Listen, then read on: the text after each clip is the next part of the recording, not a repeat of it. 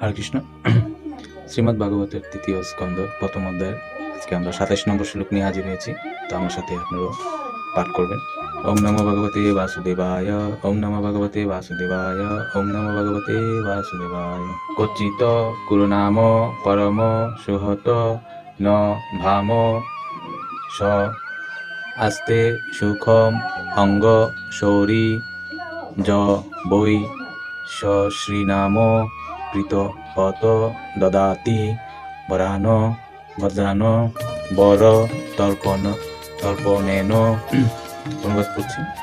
হে উদ্ধব, কুরুকুলের পরম হিতৈষী আমাদের ভগিনীপতি বসুদেব ভালো আছেন তো? তিনি অত্যন্ত উদার, তার ভগ্নীদের প্রতি তিনি প্রীত্যবত্ত স্নেহপরায়ণ এবং তিনি সর্বদা তার পত্নীদের সন্তোষ বিধান করেন। তাৎপর্য করেছেন শিল প্রভুপাদ। জয় শিল প্রভুপাদ। শ্রীকৃষ্ণের পিতা বসুদেবের 16 জন পত্নী ছিলেন এবং তাদের অন্যতমা বলদেবের মাতা পৌরবী বা রোহিণী ছিলেন বিদুরের ভগ্নী, তাই বসুদেব ছিলেন বিদুরের ভগ্নীপতি। বসুদেবের ভগ্নী কুন্তী ছিলেন বিদুরের জ্যেষ্ঠ ভ্রাতা পাণ্ডুর স্ত্রী এবং সেই সূত্রেও বসুদেব ছিলেন বিদুরের আত্মীয়। কুন্তী ছিলেন বসুদেব থেকে ছোট এবং জ্যেষ্ঠ ভ্রাতার কর্তব্য হচ্ছে ছোট বোনদের কন্যার মতো পালন করা।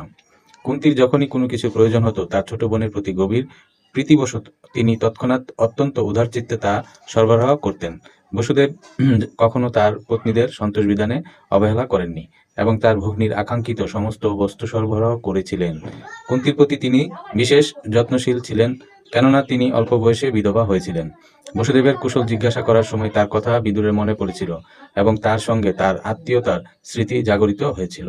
জয় শিল প্রভুপাদ কি। তো 27 নম্বর শ্লোকের তাৎপর্য আজকে এতটুকুই। সবাই ভালো থাকবেন। হরে কৃষ্ণ।